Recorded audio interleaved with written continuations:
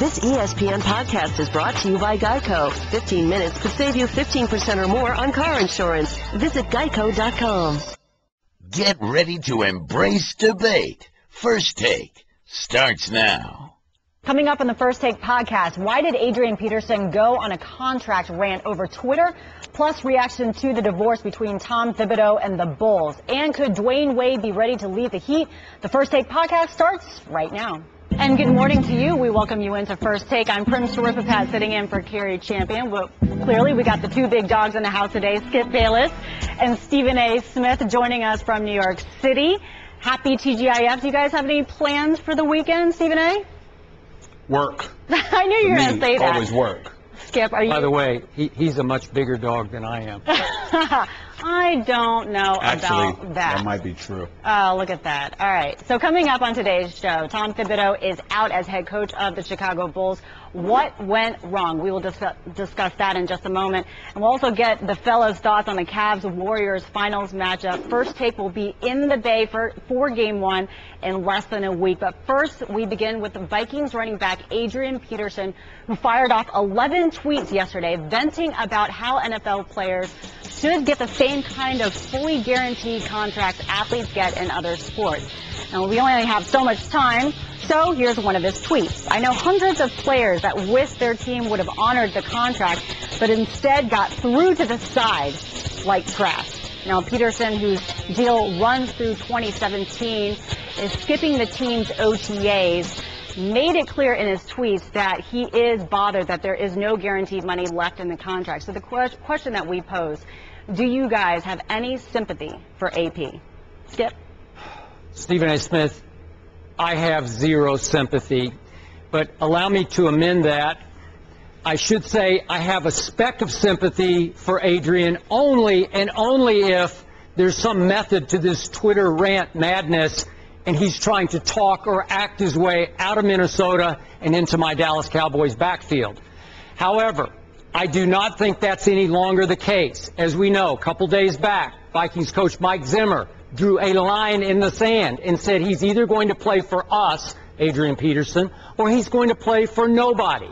So to me, Stephen A., this Twitter rant comes off as astonishingly naive from a 30-year-old high-collision running back who, as we all painfully are aware, is coming off a highly publicized, highly controversial incident involving his young son that did put his football team in a fairly difficult position. So, welcome to the NFL, Adrian Peterson. Yes, you are right. Contracts remain a one-way street because, if I might flash back to the summer of 2011, your union caved in once again on various deal points. And one of those deal points, by the way, was they weren't even pushing for guaranteed contracts at that point, and they still caved in on just about all the other deal points. Adrian is scheduled to make $12.75 million next year, and then $15 the next year, $16 the next year, none of it guaranteed. I remind you, Stephen A., Jerry Jones just decided or opted not to pay, what's that guy's name? DeMarco Murray. I'm trying to erase him from my memory now that he's a Philadelphia Eagle. Jerry said, nope, I'm not going to pay what the Eagles or anybody else is offering on the open market. And DeMarco is just now 27 years of age. Obviously, Adrian Peterson, as I said, high collision running back. He's played 8 NFL years. You could reduce it to 7 because he only played a game last year. But as we well know, once you pass 30, the odds of you giving your team back $12.75 million worth of productivity are marginal at best. Now, this guy's freakish. We know that. I would love to have him for just 1 year in Dallas. But, again, should the Vikings maybe guarantee next year just as a sign of, sort of a show of faith to try to keep him happy, keep him from making waves? Maybe so. But in the end, Adrian, yeah, guess what? You're right. Management still has all the advantage here. And good luck. Skip Bayless, I appreciate your position, and let me say to you that I 1,000% agree with every word that you just uttered and then some. I have zero sympathy for Adrian Peterson, but unlike you, I'm not willing to give him the benefit of the doubt because, to be quite honest with you, I'm entirely too disgusted to do so. To say that he is naive, doesn't even begin to explain or highlight his ignorance. The fact of the matter is that Adrian Peterson knew what contract he signed. If I remember correctly, Skip, that $86 million deal that he signed, which was $36 million in guaranteed, which included a $12 million signing bonus. Skip Bayless, correct me if I'm wrong, but I believe that was signed in the aftermath of the collective bargaining agreement reached between the league and its players association. So he was fully aware of the rules. He was fully aware of the contract that he was signing. And if I recall correctly, he signed it with a absolute, positively big fat smile on his face. But now that you've reached the non-guaranteed phase of the contract, all of a sudden you want to raise holy hell? That's just not wise. But again, that is not where my disgust comes in, because I completely agree with Adrian Peterson in terms of its validity. We have both lamented on many, many occasions the state of affairs as it exists with player contracts in the National Football League, and how they should always go for their money, because one play could end their career and it won't cost the team a penny, but it'll cost them everything because of that non-guaranteed status. We understand that the Players Association could do a better job of negotiating during collective bargaining time. But that's entirely separate and apart from my disgust with Adrian Peterson. You were arrested and had to endure a situation because of child abuse. You took a switch and slashed the body of your 4-year-old son, so much so that it wasn't even just marks on the back and the arm and the thighs. There were literally marks on his testicles. And you're going to sit up here, despite having to do that, because the Minnesota Vikings didn't have anything to do with that. The National Football League didn't have anything to do with that. That was all on Adrian Peterson, his personal life away from football, affecting football. And despite getting paid about approximately $11.75 million, you were scheduled to get paid that. You were put on the commissioner's exempt list. You ultimately ended up playing one game, and still you got your money. You got millions of dollars when you take the suspension into consideration. I think it amounted to about $2 million it cost them. Adrian Peterson got over $8 million last year for playing one game. I don't recall him saying, "Here, Minnesota, here's your money back. You know, I didn't play. I didn't earn the money because I put myself in this situation, got myself arrested, got in trouble with the law, needed to hire a high-powered attorney and Rusty Hardin to get me out of this mess, etc., etc." He didn't offer to give that money back. So we understand what this is about. And what disgusts me about Adrian Peterson is that you know, Skip, as well as I do, that anything he does in a belligerent or cantankerous fashion to bring attention to himself is ultimately going to provoke thoughts and then dialogue about child abuse and some of his other issues. Remember, after he had gotten arrested, when he was supposed to be going on trial, remember he failed the marijuana test. I mean, he had tested positive for marijuana. Remember that? He couldn't even stay off the weed, okay, during that time when it was clearly not legal for you to do that. So all of this stuff is going to be brought up, and now here we are on national television. I'm going to be on national radio later on today. Everybody all over the country is talking about Adrian Peterson, and inevitably, instead of talking about the very thing he's talking about, which is football, you're going to talk about all the other stuff, because last year you didn't play because of this other stuff, which makes it relevant. You don't play any games but one game. You pocket over $8 million. But now you're talking about how you deserve to be paid. You're essentially wanting a raise. Adrian Peterson looks like a damn fool today. He looks stupid. He looks ignorant. And more importantly, he looks completely unappreciative of the position that he is in, playing in the National Football League. That's how he looks right now, because he has elected to bring this up at this time. If none of this happens, Skip, then we're simply saying he makes a valid point, but the system's the system. And that's the end of the conversation. The fact that you bring this up now is what makes him look so awful. He doesn't look like he should. By the way, there's been no remorse.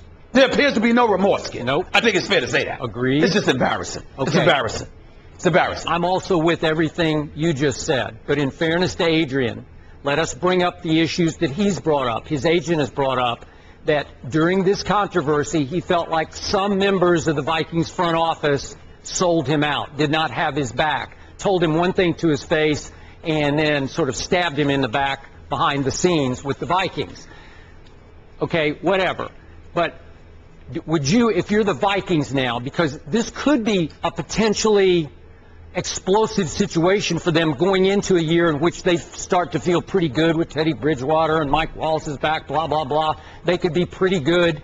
Would you go ahead and guarantee at least part of the contract, which may be what he's angling for here, just to keep him from making comments or making waves down the line? Ready? Or the last quick point is, at the smallest injury, would he exaggerate it going forward and just say, I can't play next week? Is that the Adrian Peterson you're going to get now?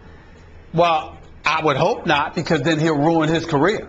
And he won't have a future at all, because when you're devoid of integrity, everything falls with you. I mean, you have to have professional integrity. You have to come to work every day when you're collecting a check. That's number one. But, Skip, to answer your question, your first question directly, my answer is this.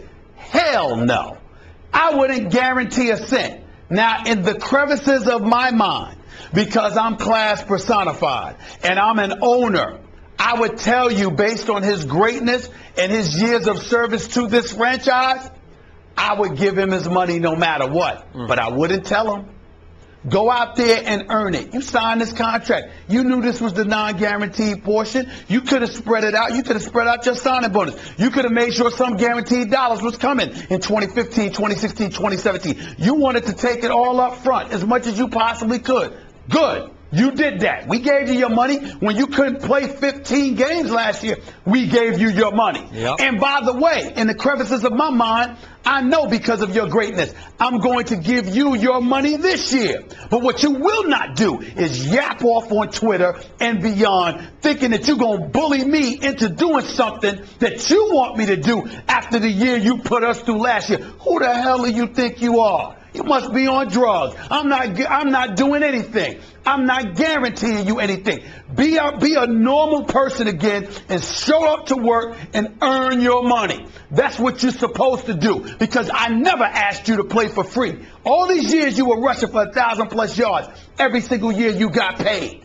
This man has pocketed over $71 million in his career. What are we talking about here? It's nothing to talk about. You've been paid. You haven't been playing for free. I'm not capitulating or acquiescing one bit. And the fact that he has opened his mouth with his juvenile self acting this way is really disgusting. I'm very disgusted with him, because I met him a couple of times. He seems cool. I know he's the greatest running back in football. I'm not saying he's a bad person, but he comes across as one. This is the way he's making himself look. You embarrassed yourself, man. You embarrassed your family. You embarrassed the Vikings organization. You embarrassed sponsors and advertisers who helped you. I'm not even saying he's wrong, Skip, because the points that he made is right. Yep. As a player, I'm saying it ain't his place to make them after what you did last year. It's disgraceful. And everybody trying to help you out and let you get back to playing football, and you're going to pull this? Oh, hell no. He ain't getting a dime. Nothing.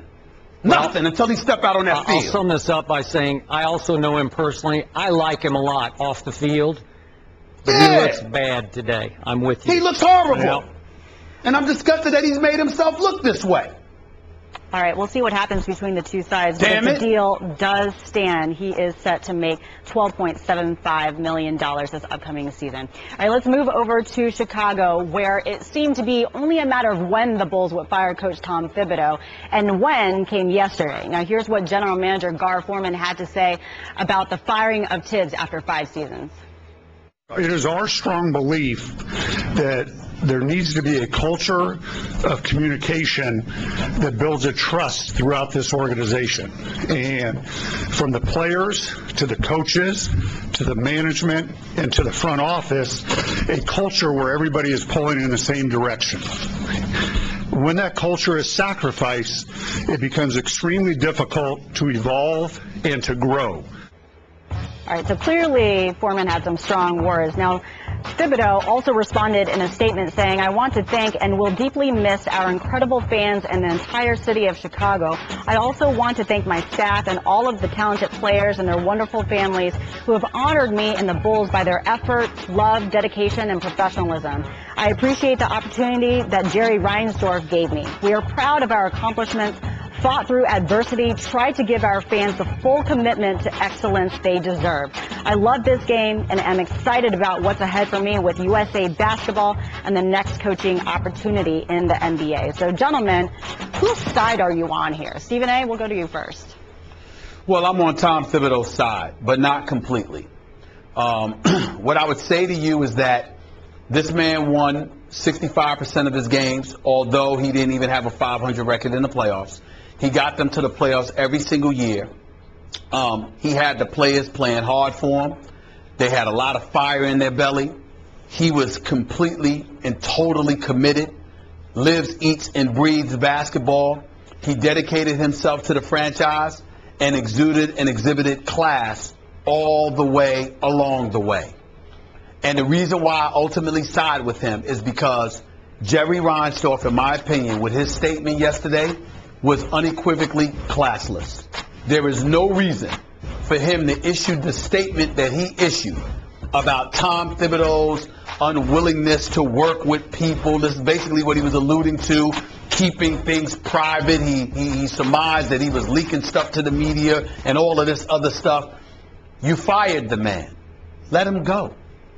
The bottom line is that this is the same organization that pushed Phil Jackson out of the door and was doing so in the midst of him winning 6 championships. Even when Jordan swore by him and said he didn't want to leave, he didn't want to stay unless Phil stayed. They were still pushing those guys out the door. One would argue they precipitated, and Skip, you know this better than me because you were covering the Bulls at the time. One would argue they precipitated Jordan's retirement because who knows how much longer they would have stayed if they were left alone to stay together. This is the same Jerry Reinsdorf that did that. And so even though Jerry Krause is no longer there, Paxson is there with Gar Forman, and Jerry Reinsdorf, who spends a lot of time in Arizona. I spoke to Sam Smith, the great Sam Smith, on my radio show yesterday, Skip, and Sam Smith reminded me about how, Jerry Reinsdorf lives in Arizona half the time. And so he leaves a lot of stuff to his brain trust, and he trusts them. So it's their responsibility, not just Tom Thibodeau's, to ingratiate themselves with the coach, just like they want him to do vice versa, and to find a way to make it work so Jerry Reinsdorf doesn't have to get involved, because we all know that he would prefer not to get involved. So the fact that they want to point the finger at Tom Thibodeau, I think it's classless, it's Bush League, it's wrong, and believe it or not, I mean, listen, I can only go by my personal dealings with them. I actually like Tom Paxson and Gar Forman. They've always been fair to me, and I respect them. I just don't respect how they handled this situation. Now, where they're right is this, Skip. Tom Thibodeau, you're the coach. But that's exactly what you are, the coach. You're not the vice president of basketball operations. You're not the general manager. And you know that the owner listens to them and takes their word. Not only did Tom Thibodeau fail to ingratiate himself with Jerry Reinsdorf, as people had encouraged him to do, since he was a Reinsdorf hire, not a Paxson or Gar Forman hire, but not only did he fail to do that, which brings into question his personable skills, but also the Gar Forman Paxson issue is very, very clear. Skip, they don't get to just think about how a player is performing for this particular game, week, month, or season even. If you've gotten Reinsdorf to invest $93 million in Derrick Rose, you can't just think about Derrick Rose for this month. You got to think about him for the totality of his contract and what's in the best interest of him sustaining a level of greatness you may need from him to justify the dollars. The same thing applies to Joakim Noah and others. Gar Forman did get Taj Gibson. He did get Jimmy Butler. He did get Pau Gasol in the offseason. They did decent things. But at the same time, it's also perfectly within their purview to say we don't get to just look at a game-to-game, week-to-week, month-to-month scenario.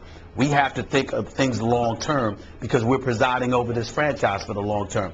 And Tom Thibodeau should have exhibited more sensitivity to their jobs And I don't think he did a good enough job of that. I still don't think he's justified being fired, and I certainly don't think it's right for them to do what they did in terms of how they talked about him. But he could have done things a little bit better, too. Okay, my bottom line to this discussion is I don't have any sympathy for Tom Thibodeau. We talked about Adrian Peterson, I had none. I don't have any for Tom at this point either. And you're also right, I did cover the fall of the Michael Jordan Bulls in 1998 in Chicago when I was columnist for the Tribune. I watched Jerry Reinsdorf do this same thing to the great Phil Jackson and in turn to the greatest Michael Jordan. It's Tim Floyd all over again. They have another college coach they love at Iowa State of all. What are the odds? It's another Iowa State coach. Remember, Tim Floyd was at Iowa State, and Yeah. Jerry Krause loved Tim Floyd, thought he was the next Phil Jackson. Got to get him in here, Jerry. Got to do it. Jerry met quietly behind the scenes Tim Floyd. Tim, who I know very well, very personable, the opposite of a Phil who was coaching on an island by then. It's my team. Get out of my way, Jerry Krause. They shamed Jerry Krause. In this case, the two GMs, I'm with you. I like both the GMs, Stephen A. I know John a lot better, John Paxson, than I do Gar, but John Paxson is a good guy.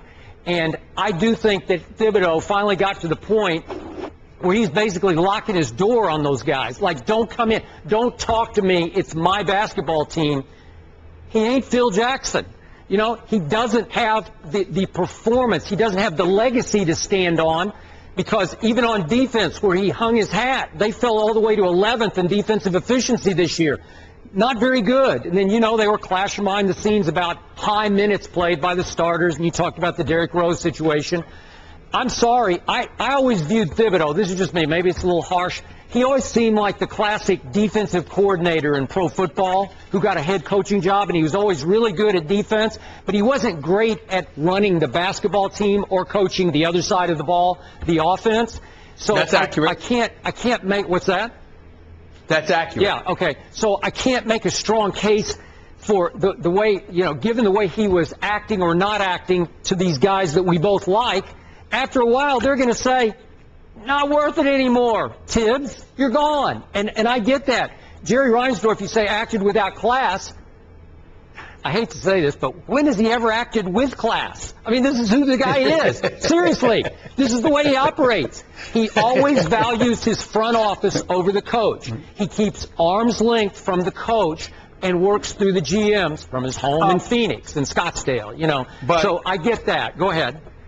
But the reason why I would interject, Skip, in that regard is because Tom Thibodeau was believed to be the one exception, because Jerry Reinsdorf hired him. He stepped in because friends, the mutual acquaintances, friends swore by Thibodeau. Right. And Jerry Reinsdorf, I read Sam Smith was talking to me about this yesterday. I forget the guy's name, I apologize. But it was a mutual friend of Jerry Reinsdorf and Thibodeau, and Jerry Reinsdorf already liked Thibodeau. So that was a perfect end for Thibodeau to walk up in there and really ingratiate himself with the man who gave him his first coaching job. I agree. And he didn't do that. And then you also got to consider the fact that, you know what, Skip? Listen, I'm not here to lambaste Tom Thibodeau because I'm a fan, and I think he's an exceptional coach defensively. Sure. But they got rid of an exceptional defensive mind in Ron Adams, who's now an assistant in Golden State. He just and one of the helped reasons the Warriors get there, yeah. One of the reasons they got him, Skip, was so they could make room for Tom Thibodeau to bring in an offensive-minded guy. And he refused. He refused. There's but so many. Sam Smith said this to me yesterday.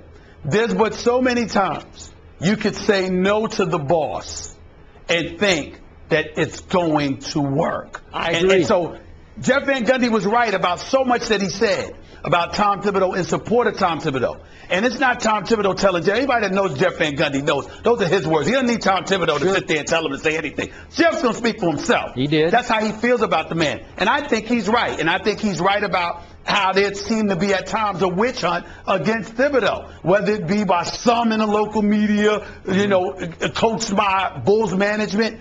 But I think it's also fair to point out that it wasn't a game. There is literal disdain that exists between Thibodeau and the front office. Right. And that was undeniable. And So then, he was going anyway, Skip. It ain't because of Hoiberg. He was going anyway. But then when he was perceived to be disloyal and betraying the organization by leaking this to outsiders, that was the last straw. And that's what Jerry Reinsdorf was prompted to quote about, to talk about in his statement. But that's where they are. That's once you sort of cut that tie with them, once you cross that line, it's over. Even if you're Phil Jackson, it's over. You would know. You got to make the bosses happy, and if you don't, you might be in trouble, and this is a perfect example of that. What was your reaction to Saban's comments a couple weeks ago, alleging that he favored white players over black? Any reaction to that at all? Yeah, I've got great respect for LaShawn. However, in that situation, I think he's wrong. We put a lot of time in looking at the characters and factors that go into selection and retention of players, and color's never been one of them. So. Were you hurt by it? No. Is it something you have to address in the locker room? No, I haven't. Have you talked to LaShawn since the No, I reached out to him twice, and he didn't accept my call, and then I talked to his agent and told him I'd love to talk to him at some point in time, but I haven't had a chance to touch base with him. Now, running back DeMarco Murray and defensive back Malcolm Jenkins both responded. DeMarco said, "I'm looking around. There are a lot of us out here. I'm not sure about that." And then Jenkins said, "Chip has been very, very transparent on what he's evaluating us on. That's not only what we do on the field, but what we do in our assessments and how disciplined we are with our nutrition and all the sports science stuff.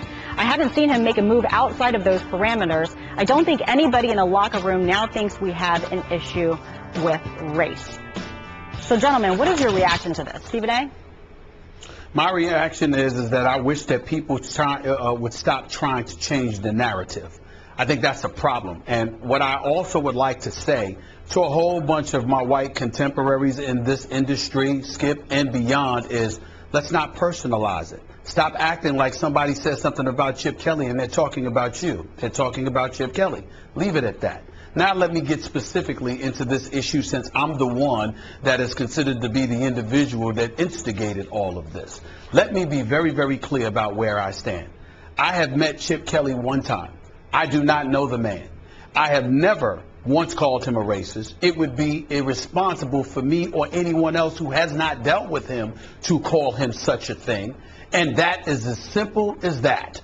I don't know the man.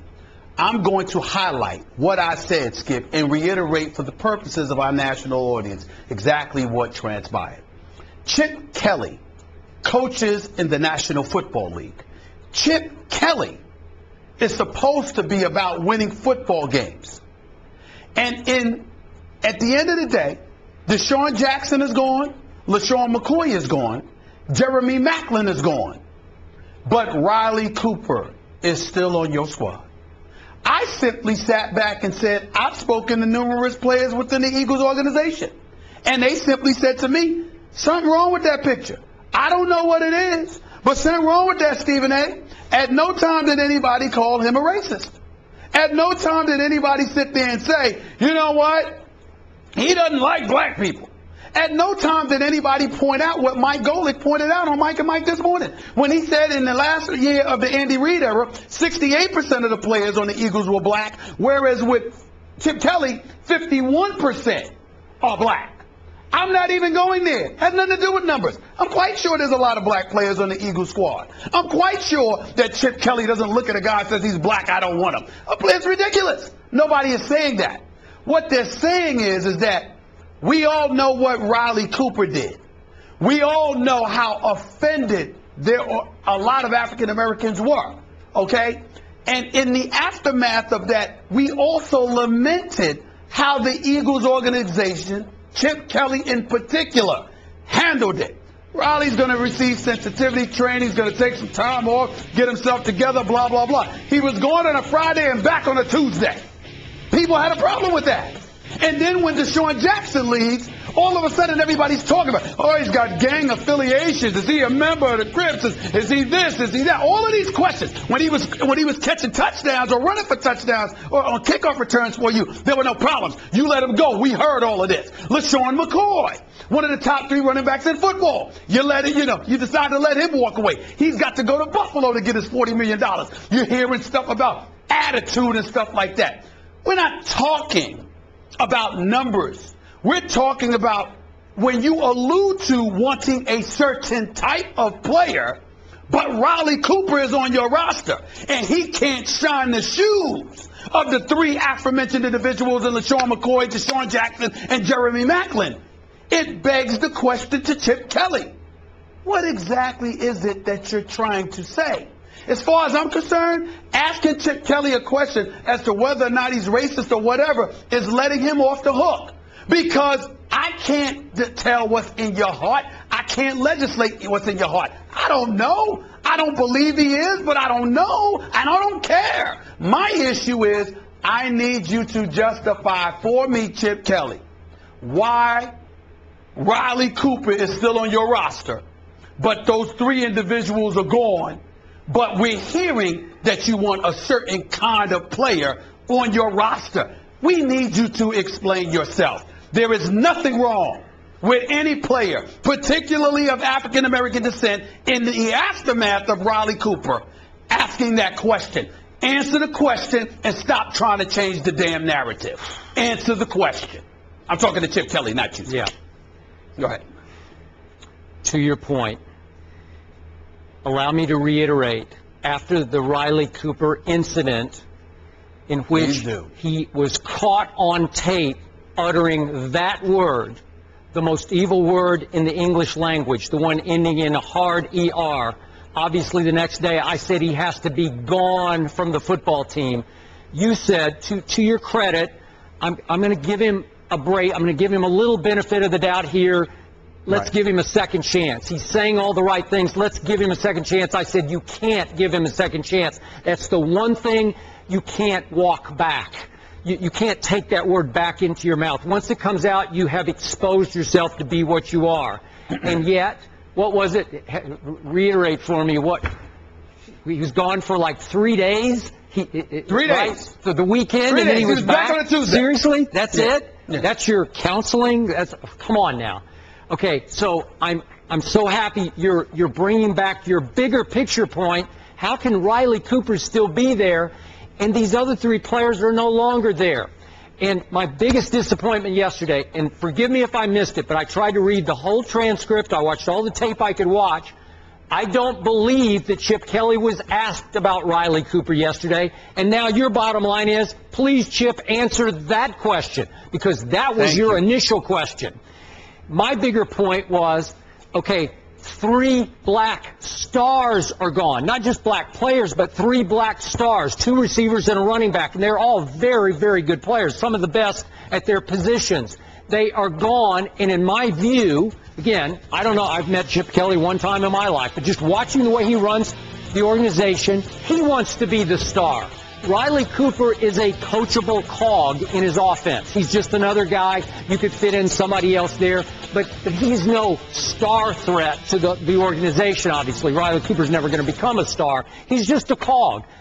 The star of the show is Chip Kelly. That's what he wants to. And Deshaun was such a big star. Obviously, LaShawn was such a big star. Maybe not Maclin to that degree, but it's like, I just want guys who are pretty good so that I can get the ultimate credit here. That's not racist to me.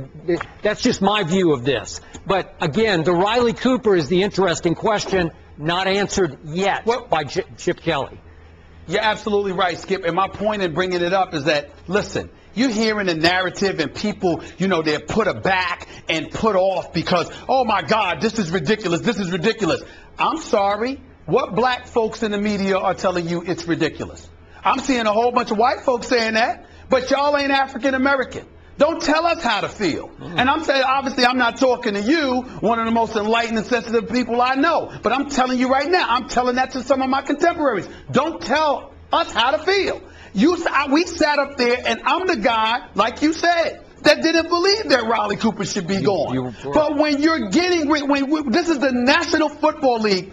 Every day we're on the air, Skip, and you're talking about win now, winning football games. And I'm talking about Deshaun Jackson. Not only do you let him go and let him get away, but you let him stay within the division by going to the Redskins. You're talking about LaShawn McCoy and Jeremy Maclin. And all you've got, other than Riley Cooper at that juncture, Skip, is Jordan Matthews out of Vanderbilt, who I like, but that's all you've got. You're not going to ask the question? Of course you're going to ask the question because it doesn't make sense. And when you keep a Riley Cooper, and we're hearing that, well, Chip Kelly likes his kind of guy, then it's entirely plausible to ask the question, tell us what your kind of guy is so we can understand. Because you ain't coaching in a vacuum. You're not coaching in private. There's thousands of people that come into the game every Sunday. Okay? There's millions of people watching you. What exactly is it that you're trying to say? And when you talk about these players, of course the players in this locker room are going to say that, and they should feel that way. That's their coach. That's their franchise. They're trying to win football games. They don't want to be distracted. I got nothing but mad respect for that. But in the end, you can't tell brothers that witnessed what Riley Cooper said, and then the aftermath of what you've elected to do. Oh, my goodness, there's no validation of what you're asking. That's one of the problems we got in our society. You got people, instead of addressing the issue and addressing what other people feel, what they try to do is knock it down and act like there's no validity to it. My response to them is, you ain't a brother. You ain't walking the street. You don't know what we go through and how we feel. Who the hell are you to tell LaShawn McCoy, Jeremy Maclin, Trey Thomas, or whomever how they're supposed to feel based on what they've seen and what they've experienced? You don't know. People need to really, really fall back and check themselves on that, unless you want to sit up there and live in our skin for one day, because it's really ticking me off. All right. Well said. Geico presents Strange Saving Stories. Astronomers detected an interstellar transmission. It stated, Geico, 15 minutes could save you 15% or more. The implications were staggering. Was the cosmos telling us we could all save hundreds on car insurance with Geico? Or did their radar merely pick up a signal from the nearby Rufus and Clyde's morning show? We may never know. Geico. 15 minutes could save you 15% or more on car insurance. All right, staying in the association, Dwayne Wade has been a staple in Miami for 10-plus years, since 2003 to be exact, when the Heat drafted him 5th overall. Now, there's a big question mark on his future, though. According to the Miami Herald, the two sides are far apart in contract negotiations, and that their star guard is now open to considering other teams if the Heat does not raise its offer. So whose side are you on here? Stephen A.? Well, I'm with my man D. Wade, and obviously I'm a little bit biased because of how I feel about him and how many years I've known him, but I've also known many members of the Miami Heat organization, Skip, and you know I've always felt it's first class.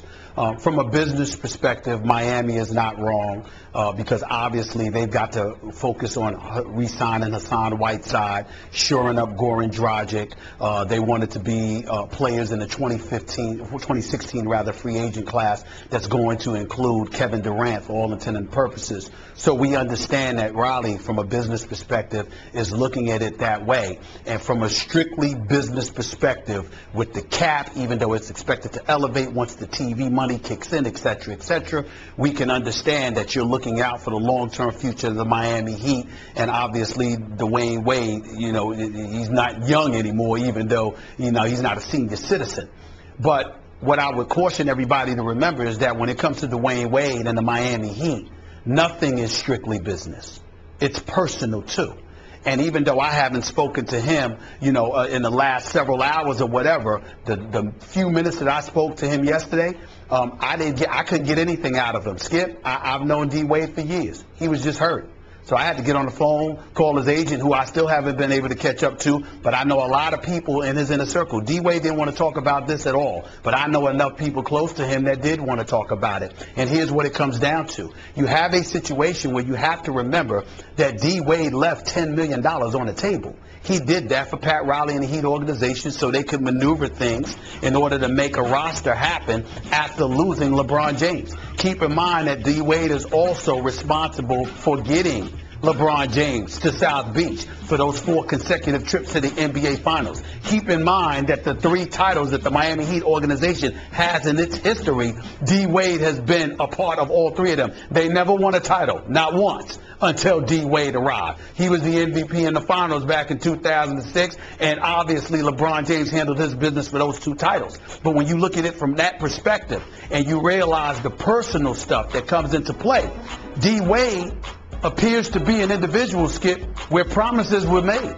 And if promises were made by Pat Riley and the Heat organization, then they've got to live up to those promises and take care of this man. Because not only did D. Wade give up money to facilitate them doing things last summer, he also assisted LeBron James and Chris Bosh in giving up money when all three decided to descend upon South Beach. Now, people are going to look at these young players, these brothers, and say all of them got over $100 million. Well, what's the problem? Well, keep in mind that collectively speaking, they sacrificed about $24 to $25 million on behalf of the Miami Heat organization. Well, how did that happen, Skip? You got this dude, Randy Funn, former Laker, a Raleigh guy, who obviously was connected to Leon Rose, the agent that played a role in all of this. By the way, you got Leon Rose and these boys working with LeBron and them, and it wasn't like the players decided to just sacrifice the dollars. It was presented to them, according to my sources, that this is the only way that it could work if they were willing to make those sacrifices. So along the way, we've got agents working with executives who are connected to executives, trying to convince these guys to accept less money than what they've earned, than what they're worth and what the market will bear. This ain't an Adrian Peterson situation where you got somebody that knew what he was getting into, signed his deal, got arrested for child abuse charges, got paid even though he didn't play a game, but then trying to get a raise. This is a three-time champion who's been to 5 NBA Finals, who has produced, who has been the face of this Miami Heat franchise, and who has facilitated every good thing that has happened for them. So on that level, when you combine that with the fact that he has left money on the table, and the belief is that somewhere along the way he was assured that he would be taken care of, the time has come to take care of him. He is D. Wade. Dwayne Wade. That's who we talking about here. I don't give a damn how you do it. I don't care if you got to put in a 401k, but do something. But you got to take care of this man because he is clearly taking care of the Miami Heat. And you know how I feel about Pat Riley. But come on now. This D. Wade we talking about here. I hear you. I have a slightly different take. Sure.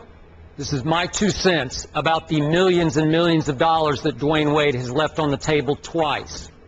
In part, maybe you could say large part, he sacrificed for his brother LeBron James. This last time, some of that sacrifice was to keep LeBron in Miami. And I believe still, even though Dwayne will never say this publicly, I believe LeBron burned him. Because it came out of nowhere. You said you read the tea leaves and all. I still think that Dwayne got a little blindsided by this. And yet, to your final point, your big point, he still felt like Pat Riley would make it back up to him. But all of a sudden, Pat Riley is faced with an acquisition that he made at the trade deadline in Goran Dragic, who's pretty good. And all of a sudden, you have to figure out how to keep him. Are you going to have to pay him the max? So after Dwayne has opened the door to sacrifice a couple of times in the past, now it's like Pat saying, well, you know, you're getting a little older, although he's only 33. It's not like he's 38. And by the way, just point of order, Dwayne missed some games last year, but it wasn't because of those creaky knees of his. Thanks to the great Tim Grover, his knees were good last year. And just on balance, just for the record, because people lose sight of this, Dwayne just this past season had a 42-point game, a 40-point game. He had 5 30-plus point games. He had 3 games of 10-plus assists. So I was still seeing, when he was right, D. Wade. Well, and remember, in minutes played, LeBron has now played 9,000 more minutes in his NBA career than Dwayne has. So it's not like Dwayne's just this broken down, run down relic of a player. I still think he's got some game left.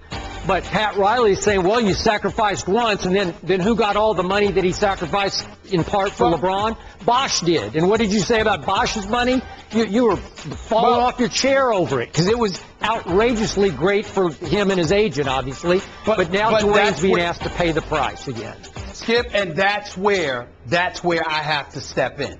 Because that, to me, is the strongest case. Look, Dwayne Wade wasn't 100% healthy, particularly in the final 3 years that LeBron James was there. We understand that. And if you're looking at it from that perspective, obviously Riley has a point. It's not like, oh, my Lord, Riley is just completely and literally, totally has been screwing him over. Dwayne Wade has earned over $130 million as a member of the Miami Heat. So let's put it in its proper context. But the flip side is this, Skip Bayless.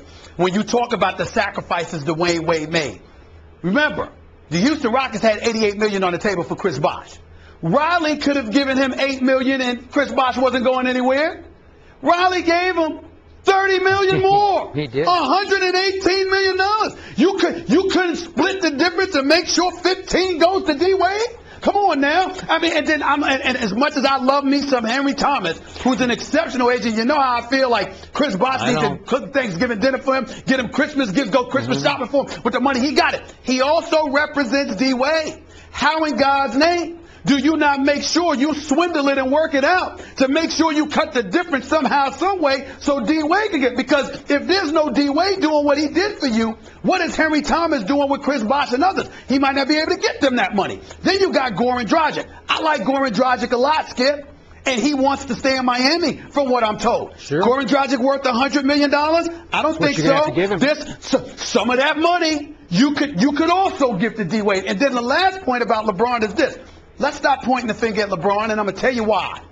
LeBron warned all of these guys. Remember I came on this show and I told you back in 2007, everybody was signing a 5-year deal. It was LeBron that picked up the phone and called D Wade, that hollered at Chris Bosh, that told Melo, do not sign 5 years. We're going to do 3 years, opt out after 3, and we could be together. Melo was supposed to be in South Beach with LeBron and D Wade, not Bosh, but Melo signed a 5-year deal, couldn't get out of his deal in Denver, so that's what happened. All along the way, you're looking at stuff. You got young brothers in a position to make money, trusting advisors and counselors and stuff like that, connected with organizations that apparently don't seem to be looking out for them as much as they need to be looked out for. And LeBron is all about business. So he has told these players, I know this for a fact, because I've had discussions with them about this, all of them. LeBron told all of them, this is about business. He did not blindside D Wade. He did not blindside anybody. He said, I'm telling you, at the end of the day, no matter what they say to you, it's going to be about business. So you need to be about business. And unfortunately, LeBron was the only one that seemed to have followed that advice. Everybody else let a little bit of personal get into the mix. And it seems to have worked to their detriment to some degree. So, however that played out, now we're here. And here is Dwayne Wade is so proud, and he is now so hurt by Pat Riley's, sort of undercutting him on this again. I believe he would go elsewhere. I don't know where elsewhere is. No, he will. I've known D Wade for over a decade. Sure. I am telling you, he will leave. I don't know if it will be Cleveland, but Cleveland's on the list, and LeBron would want him in Cleveland. For how much money? It's possible, but listen. Well, again, if you're not going to get the money, anyway, what difference does it make? But the point that I'm trying to make to you is that D Wade, more so than most, I find it very difficult to believe that he's going to leave South Beach for Cleveland. Especially with that crib he built. But I'm telling you, maybe for Los Angeles, he might leave South Beach. Los Angeles would be nice. But it's going to be hard to imagine him elsewhere. He spent his entire 12-year career there. During that span, they'll work it out. They better work it out. I would think so, too. He led them to the playoffs 10 times and led them to 3 NBA titles. All right, playing the comparison game, who could LeBron James be compared to? Our very own NBA insider Tom Haberstroh had a really interesting take. In his ESPN.com article, Tom says LeBron hasn't been himself in this year's playoffs, and that the 30-year-old edition of LeBron is comparable to the 2001 version of Allen Iverson, and here's why. Take a look at these numbers. Very comparable. AI's usage rate is 36.8, while LeBron's is 36.4, and their true shooting percentage is very similar, too, 48% to 49%. So, gentlemen, how do you explain this? Skip? Stephen A. Smith, when I read this last night, I must admit to you, I laughed out loud because I knew you had obviously covered Allen Iverson's 76ers through that finals, through all of his great run in Philadelphia. And so it was stunning to me because the last person I thought would wind up in the same sentence with LeBron James at this point would be Allen Iverson. But I want to compliment Tom Haberstroh over the statistical insight he delivered in this piece because it opened my eyes. you and I have gone back and forth about how good has LeBron really been through this playoff run. We question the quality of the opposition, but I kept saying he's been great, bad, great, bad. And this sums it up. Highest usage rate, but for once in LeBron's playoff career, very low efficiency. And that was Allen Iverson to a T. And all of a sudden, we're saying, to Prim's question, well, what's going on here? Because right now the Cavaliers are playing, it appears to be at a higher level than even the Golden State Warriors are playing. I'll tell you what's going on here. His supporting cast that always used to get criticized during his first run in Cleveland has become a collective star. And I do not underestimate collective star. So for LeBron's three-point percentage, which is 17.6%, which is putting him on a historic bad pace, shooting threes in the playoffs, his teammates are making 40% of their threes. His teammates are leading the playoffs in offensive rebounds. They are leading the playoffs in second chance points. They are now, as a collective team, leading the playoffs in overall offense. They are now, to me, just to my eye, leading the playoffs in collective defense. They are? Really? And that's despite a LeBron who, obviously, in the wake of Kyrie, he's limited at best. Kyrie's just a spot-up three-point shooter now. LeBron has tried often to do too much. So he has a night when he scores 37 points on a career-high 37 shots. He's been averaging 4.4 turnovers per game, which for LeBron is outrageously high and detrimental to the team. But he's trying to make up for Kevin Love and a limited Kyrie, maybe to a fault, where the ball's in his hand the most, obviously, and he's trying to sort of will the team and sometimes will passes that he shouldn't try. He is making an alarming rate of turnovers, but a lot of times he's making an astonishing rate of great passes to open shooters, because 62% of the time on his passes, his teammates are converting baskets. Well, that's pretty sensational. So, again, last year, LeBron James was the model of decorum through the playoff run because he had the highest player efficiency rating in last year's playoffs. Then what happened when they got to the finals? They lost by a record margin to my San Antonio Spurs. This year, this team is positioned to shock Las Vegas and the odds makers. We'll talk about that later in the show. But again, Golden State is still a solid favorite here. But my eyes are telling me LeBron's team is playing at a slightly higher level right now. And it's because of his supporting cast. And once again, I got to credit David Griffin and to a degree Dan Gilbert, because those trades they made have had enormous impact on where Cleveland is right here, right now.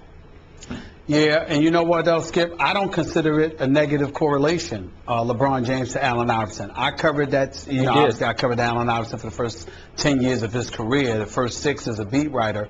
Allen Iverson was phenomenal. That was his most phenomenal year. Watching him and Vince Carter go back and forth with the 76ers against the Toronto Raptors in the Eastern Conference semifinals. Watching him lift the Philadelphia 76ers to an NBA Finals against Ray Allen, Big Dog, Glenn Robinson, and Sam Cassell. I mean, he was absolutely sensational. Yes, Allen Iverson was high volume, but he had to be because of the parts around him. They weren't equipped to really shoot the basketball and put it in the hole. It was all on the shoulders of a 6-foot, 160-pound guard who was obviously very, very electric. When I look at LeBron James, the difference that I would tell you is that Allen Iverson playing the way that he played, the 76ers had to assemble the roster that they assembled because Allen Iverson was going to play that way no matter what. LeBron James is forced to try and do these things because of injuries to Love, to Kyrie, and how he has to play the role of facilitator and beyond. So where I jump off the boat in terms of the comparison is that LeBron is reluctant to do what comes very, very natural, or came very, very natural to Allen Iverson. Outside of that, Haberstrom is absolutely right. I mean, in terms of the inefficiency, the turnovers, the shooting percentage from three-point range, what it tells me is that LeBron James better get to the hole an awful lot in the NBA Finals. Yep. Or the Cleveland Cavaliers are not going to have much of a chance. Because if he's shooting threes, but he is this inefficient it's going to cost them dearly, because the Golden State Warriors, you're going to have to score over 100 points to beat them most of the time. They're going to put up 100 points. Yep. You're going to have to be able to add to that fire. You're going to have to have your own level of firepower yourself. And he's going to have to, it's going to be an incredible challenge for LeBron, Skip, because not only does he have to be efficient, he has to ensure that the rest of his team is as well. Because J.R. Smith, more than most, is inclined to go, nip and tuck with Golden State. You firing a three, here I come. True. And so you might have to reel it in a little bit. It's going to be, it's a tough challenge for LeBron James, no question. He is going to have to clean up his act a little bit, because right now his true shooting percentage of 49% ranks 93rd among players who are in the overall playoffs. And yet, quick point back to Iverson. And I understand you love him. I love to watch him. Probably still didn't get enough credit. But remember, he did have alongside the Defensive Player of the Year in Mutombo that year, right? And Aaron McKee was the 6th man of the year that year. Was. Okay, yes, so that's pretty great. And then they ran into the Lakers, who had just swept their way through the playoffs, and they beat the Lakers in Game 1, which is pretty great, I thought, when they lost 4 straight. We ain't going to take any props away from my man Blue, Aaron McKee. That's his nickname, Blue. Obviously he was 6th man of the year, and he did his job and then some, and playing for an exceptional coach like Larry Brown, who I still believe should be coaching in the NBA, by the way. That you have that. Sure. You have that at your disposal. But don't give me Mutombo and offense in the same sentence. Well, that ain't happening. I mean, no one else ever got to shoot. Well, listen. You know what? If somebody else could shoot, they would have. Aaron McKee was 6th man of the year for a reason, because he could put the ball in the hole from the perimeter. Plus, he played defense. Dikembe Mutombo, and I'm almost. I don't want to. I don't want to get into it, because Dikembe, he gets his feelings hurt from time to time. Steve, you're dissing me, man. You're dissing me. I don't want to do that, but. Offense and Dikembe Mutombo should not be seen in the same sentence. If anything, the Sixers were playing 4-on-5 basketball on offense, because Dikembe Mutombo was no offensive threat whatsoever, and he needs to know that. Well, we talked about Adrian Peterson's rant on Twitter earlier in the show. In case you missed his 11 tweets yesterday, the Vikings running back was basically venting about how NFL players should get the same kind of fully guaranteed contracts athletes get in other sports. And here's some of what he had to say via the Twitterverse. A little crazy how one side has so much power that they can do as they please when it comes to the contract. But when the other side, meaning the players, feels for whatever reason, family, change of scenery, or simply what they feel just might work best for them, those same laws don't apply. And joining us at the desk, our NFL analyst Ryan Clark joins us to talk about this. So does Peterson have a point, Ryan? I mean, he has a point, is in the fact that what he's saying is correct. Those are the way that the contracts work in the NFL. But it's been this way the whole time. And Adrian Peterson is a very powerful player in the NFL, meaning his name means something. Yeah. He stands for something. And so when Adrian Peterson says this now, to me, I almost think to myself, it's about 4 or 5 years too late. You don't make a change on Twitter. And I know for this generation, it seems like that's where you feel like you can make a statement. If I go and tweet these things, people will talk about them, things will happen, things will change. It doesn't work that way. The place to change this was in Marco Island during the CBA negotiations. It was when we were in those rooms for 6 and 7 hours a day trying to figure out how we were going to hammer out this new CBA deal. Those were the places to make the change. Adrian wasn't involved in those things, but I remember being on the phone when they were like, okay, we're going to go to camp. A few of these last deals are going to be hammered out. A few of the last details of the negotiation will be hammered out while we're in camp. And I remember saying, why are we rushing? It's been so much time we've been trying to deal with this thing, and now all of a sudden everybody's ready. This is the right deal for everyone. May I point out you were the only player rep to vote no on that final fateful night? I was. You just got steamrolled, right? Yeah, and I understood that there were a lot of good things in the new CBA. There were places that we won, whether it be working conditions or off-season schedules. We won in those places, but for us it was a big sticking point that Goodell got to keep all the power. You know, we also wanted a lot of the money back from the benefits that the owners were going to get to keep. So we had sticking points that we said, But this you is were no not way fighting for we could go. guaranteed contracts. I was not. At that point. I was not. And neither were many of the people in the room. We don't have the baseball deal. We don't have the NBA deal. Our owners may be more shrewd, or their unions may have fought harder for those things. But my thing with Adrian Peterson is, this wasn't an issue when you were locked in for 6 years and $86 million. You were excited about this deal. You were screaming Vikings for life, you know, and now that you have an issue with it, you come out on Twitter and say these things. And nothing's wrong with what he said, because it is correct. It's been a gripe of the players for a long time. This just isn't the way to get it fixed, or I feel like the way to air it out. For Adrian Peterson, someone who's respected so much by the players, it just sounds like a man who's frustrated and whining about something he could have fixed in a better way. So what's your bottom line to how you felt after you read his tweets about him? My bottom line about how I felt about him was, Adrian, you had an opportunity to change it, and there's nothing you can do about it now. Stephen A., I know you were very upset and not happy with how he handled it. Any more thoughts? First of all, I totally agree with everything that Ryan just said.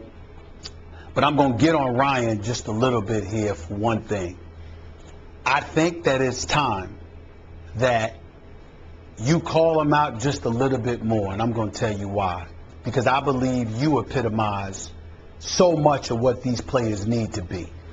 You're intelligent, you're morally sounded, you make sense, and damn it, you're just a good person. And the fact of the matter is, even though we all know that Adrian Peterson wasn't necessarily wrong with what he said specifically, he was incredibly wrong to say it, because he is the last person that needs to be a voice on this issue at this time. This man could easily be sitting next to Bubba or Tommy Joe behind bars. This man was arrested and indicted on child abuse charges.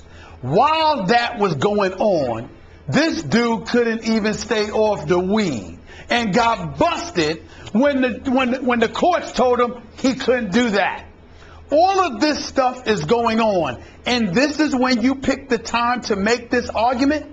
To me, what it does is it dilutes to Joe Public out there, the Ryan Clarks and others of the world, who not only stand for something and not only make sense, but has the cachet for it to resonate because you have sense and because you know how to act.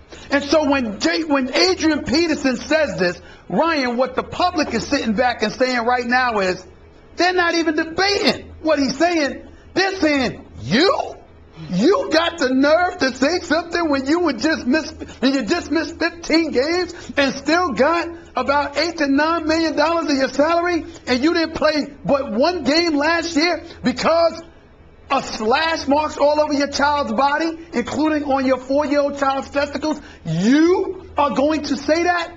I'm saying to you that Adrian Peterson putting himself in that position puts the Ryan Clarks and others who we need to be listening to in a position where their voices are not going to resonate because we're too preoccupied with his idiocy.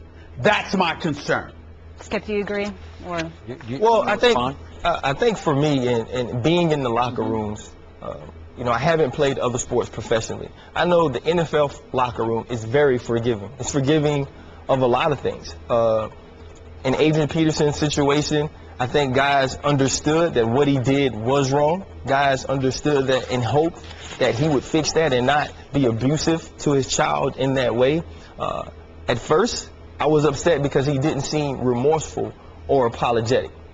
That was more my issue with what he had done. Had he made a mistake, he was raised a certain way. I understand that. I was raised the same way. Maybe not as violently as he was, but I was a kid who knew he had to behave correctly or mom and dad was going to get after my tail. So I understood that part of it, and maybe he is freakishly strong. Maybe he went a little too far. He seemed to want to be rehabilitated. Obviously, I know Stephen A. has a big problem with the weed, you know, but I've talked about it on this show many a times. I knew a lot of players who were people who used, not the weed, who used marijuana, whether it be medically or recreationally, that played good football, that didn't make them bad person. That was just how we felt. So for me, I'm more upset with the way that he came out and said these things on top of those. Not that he shouldn't be a voice. I just feel like he should have been a different voice and went about doing it a different way, partly because of some of his past issues, but also partly because it's a better way to handle this situation. Stephen A., you have something, and then we'll get to Skip. The only thing I want to say quick is that, listen, I'm not advocating people smoke marijuana or anything like that. But I don't care what people do with their lives as long as they're not harming anybody else. Right. My issue with the weed and NFL players, Ryan, is that they're costing themselves money. No question. I totally agree with that. Like it or don't like it. It's like if you work hard and you losing millions of dollars that you worked your lifetime for. If they weren't losing money from it, I wouldn't say anything about it. I'd mind my business and be like, that's your problem. But to lose millions of it because you can't stay off the weed is pretty damn pathetic. Oh, no, it's dumb. I totally agree with you. It's one of the stupidest things. So allow me to echo some of what Stephen A. started to say about you personally. I've always admired you because you got guts. You're not afraid to speak what you believe, and you weren't afraid that night to stand up when every other player rep voted yes and you said no. And again, guaranteed contracts weren't even on the table then. So let's cut down to the essence of this question. And let's talk about, can we ever see in the future of this league, the best league in American sports, guaranteed contracts, when on the face of it, you would think, maybe naively, that pro football players would be the ones who would most deserve to have a guaranteed contract. Not baseball players, but thanks to a Marvin Miller, he forged that through way back when, and all of a sudden, just generations of baseball players have benefited enormously from what Marvin Miller did. So maybe in the NFL you can't fight City Hall, and the owners are City Hall, so maybe you'll never break through here. But can you, to Adrian's point, because his point's, it's painfully naive, but we all get his point. We all agree with his point. Can you ever see guaranteed contracts in this league? I can't, and here's why. D. Smith, for all the flack he's taken about the CBA, did an amazing job having players prepared to fight and setting up funds so players were still getting paid and having insurance policies to make sure money was still coming through in order to fight against the NFL, like you said, in the courts, in those systems. He did an amazing job of that. But a big reason we had to go back to work was because player reps were getting called by friends, called by teammates, saying, you know what, man, I need this money. I need to go to work. So if you look at a situation where you're going to try to force the owners into giving you fully guaranteed contracts, the players will have to be in a position where they can fight this thing all the way through. Guys are going to have to say, you know what, maybe I don't get money for this year and I find a new way for the next generation. With having so many teams and so many players on each team, it's so hard to get guys to say, you know what, I'm going to forego what I can make to make sure the people behind me have those guaranteed contracts.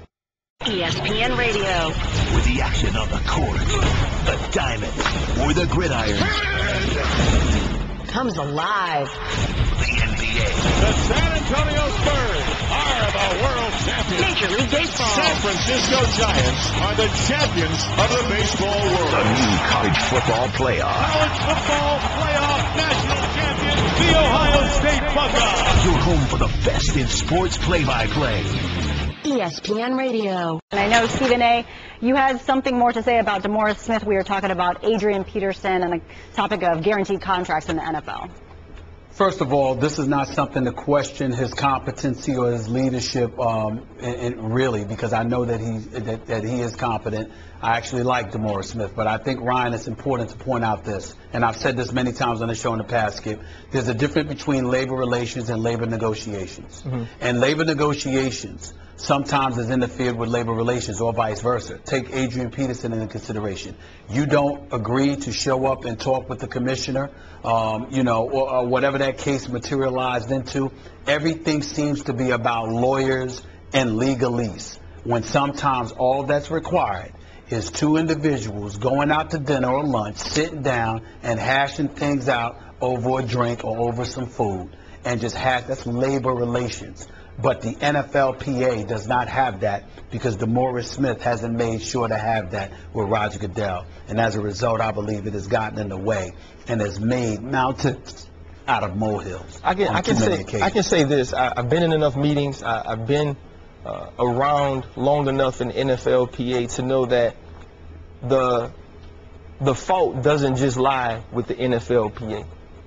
That's been both ways about the relations. So, Okay, so let's stay in the NFL. Ryan Clark is going to stay with us and go from one running back to another, talking about Ray Rice. So here's what Executive Director of the NFLPA, DeMaurice Smith, had to say about Ray Rice.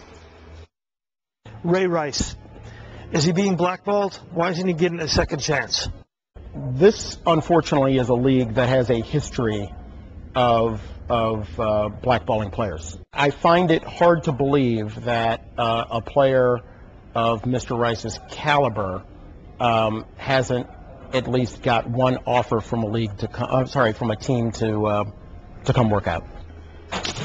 So that was Smith telling our very own Sal Palantonio that Ray Rice is being blackballed. I'm really interested to hear what you have to say about this, Ryan. This is a very interesting topic. This is something that can be taken so many ways. When D. Smith says there's been players blackballed, we have a whole list of guys who fought for free agency, of guys who were big union reps, who were never able to play again, who were cut from teams and never picked up.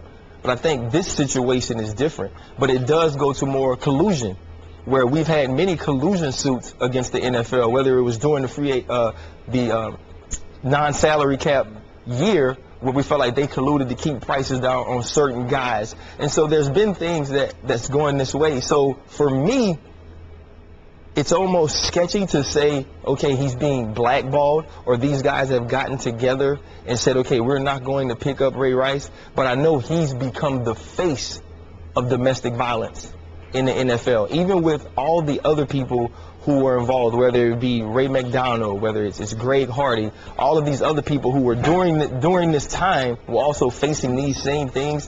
When the video comes out, when you see the tapes, Ray Rice became the face of domestic violence in the NFL. And we had to make a point as a league, not just the union, as a league, that we weren't going to stand for this. So I feel like in some way teams are scared to touch him.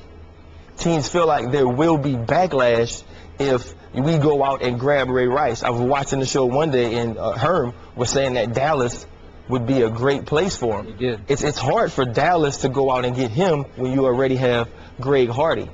And you also made a great point. He's not coming off that year where he was probably the best running back in the league, leading the league with over 1,300 yards rushing, a ton of catches, making big plays. He's coming off of a year where he was probably an average running back. Now, what I do know, I've spoken to Ray many times since the situation happened. He's as apologetic, as remorseful, and as changed as I've ever seen a guy who's gone through such an ordeal in such a short period of time. We've had guys rehabilitate like Brandon Marshall, who's become the face of mental health, of getting the word out that, these things do affect people. So we've seen people go the right route, as we have seen people go back to doing those same things. So for me, I don't know if it's a situation of people blackballing him, but I think it is a situation that people are scared to touch him, because amongst all the guys who were involved in domestic violence, Ray Rice has seemed to be the poster boy for it. Right. So maybe it's not the right term, blackball. Just everybody's keeping. Well, I think I think the blackball came from the question. When Sal Powell asked the question, he said about Ray being blackballed. So it kind of leads you to use those words in your answer. But I do think it's a situation where teams are staying away from him. Mm-hmm. Stephen A. Yeah, Skip, I want you to go first because I'm going to go in. But I want you to go first. Get it off your chest. Oh, yes. Go ahead. In no way am I trying to defend anything that Ray Rice did. But in the big picture, I feel sorry for him only because that video is going to haunt him forever. And what galls me about this, he has become the face of domestic violence for a league that ignored domestic violence for years and years. And all of a sudden it's like, well, we finally found our guy, and now he's the face because we got the video here. And he is paying the price for their failings for years and years and years of sweeping domestic violence under the carpet. And I'm not saying he doesn't deserve not to be in the league, but we all agree at some point you deserve a second chance. Now, maybe at age 28, maybe he's just not worth a second chance to most teams, and I get that. But again, I'm not saying I feel sorry for him, but I feel sorry for the situation where it's because of the league's failings that suddenly he's too hot to handle, probably permanently. Go ahead, Okay. Stephen A. Getting back to what Ryan Clark had to say. Ryan, first of all, let me say this to answer this question directly. DeMaurice Smith is absolutely right. I believe Ray Rice is being blackballed. I also agree with you, Ryan. I'll take your word for it in terms of his contrition and his changed ways. But I've always been of the mindset that this is the land of second chances. Ray Rice deserves a second chance. Ray Rice deserves an opportunity to be back in the NFL. So we agree there. Where all of these guys lose me, Ryan, tell me what part about what DeMaurice Smith said that they didn't know. See, this is the kind of stuff that we don't talk about enough, Ryan, amongst ourselves. Because when you talk about the system and you talk about how the system conducts itself, there is nothing, absolutely nothing about it that is surprising. We got a video of you, Ray Rice, hitting a woman.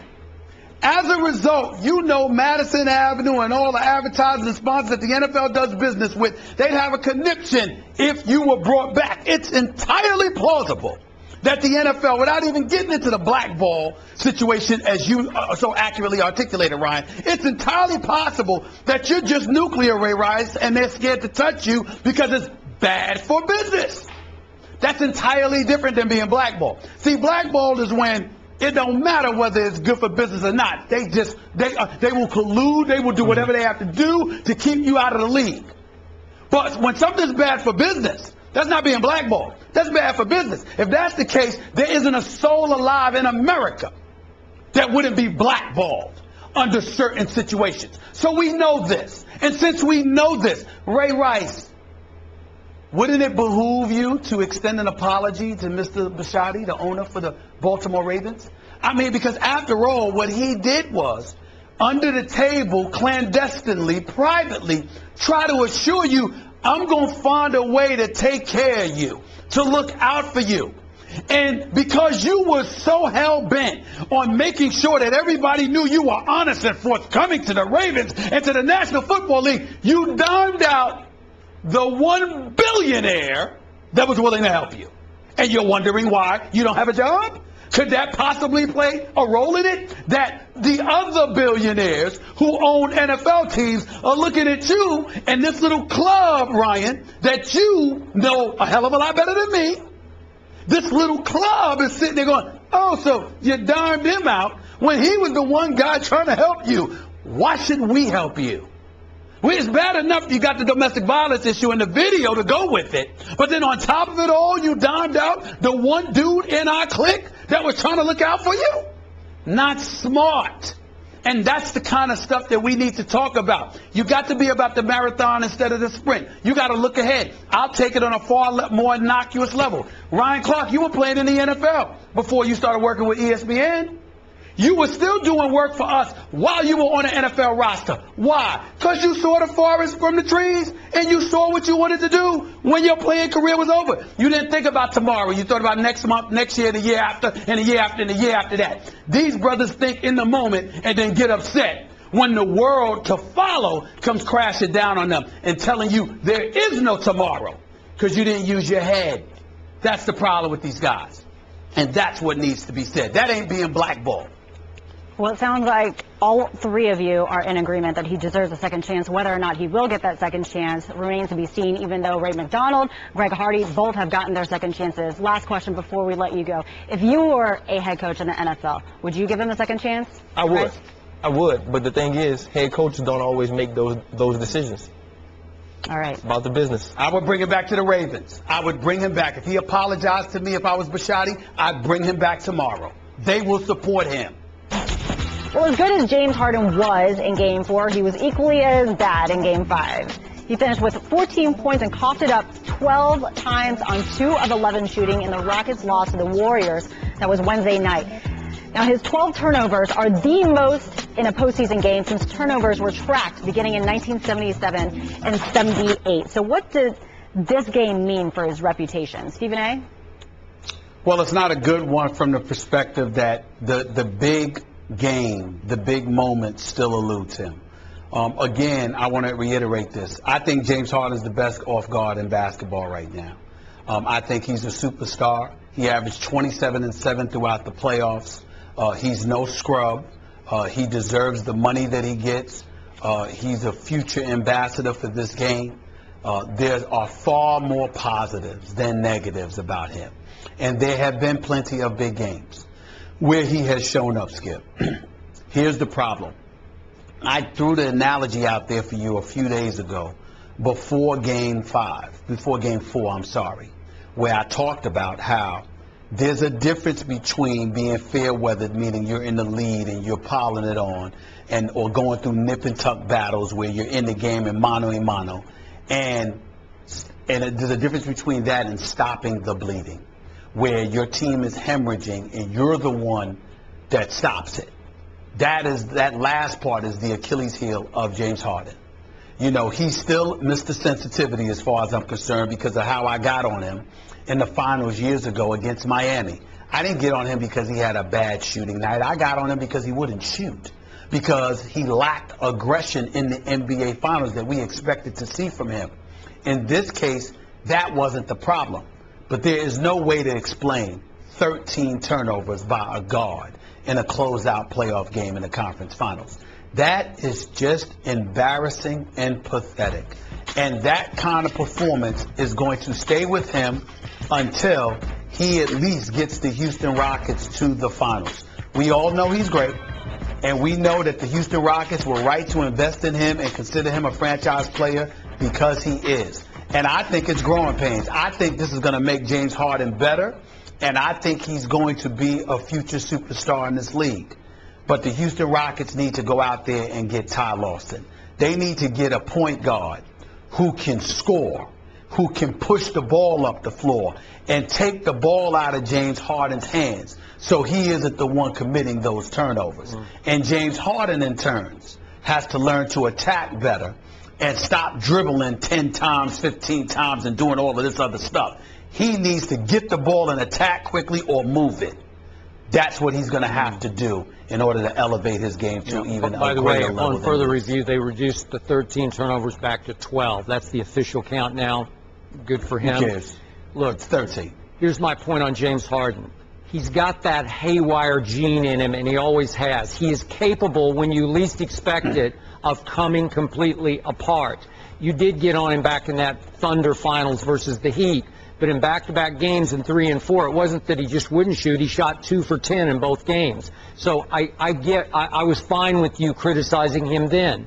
Remember, in Game 1, down the stretch at Golden State, he had 3 late turnovers. He just came completely apart. Game 2, remember, he had the basketball, looked like he might get a shot off. He kicked it to Dwight, back to him, and then Steph Curry dislodged the ball, and the game was over.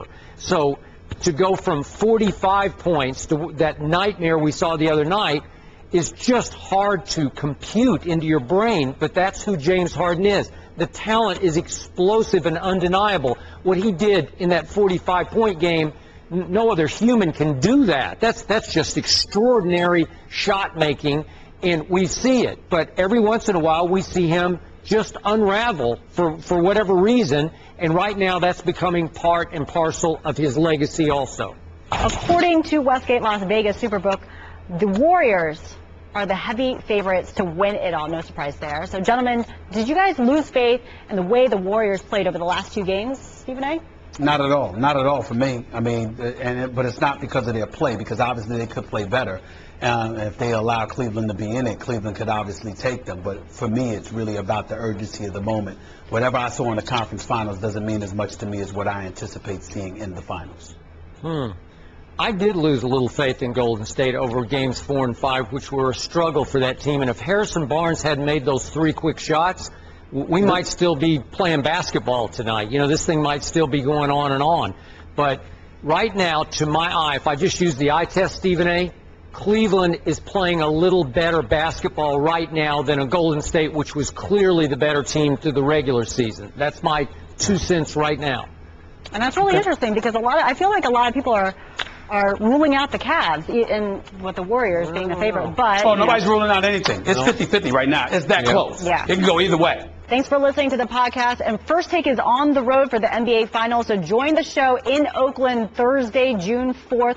The location is Lake Chalet Restaurant on Lake Merritt.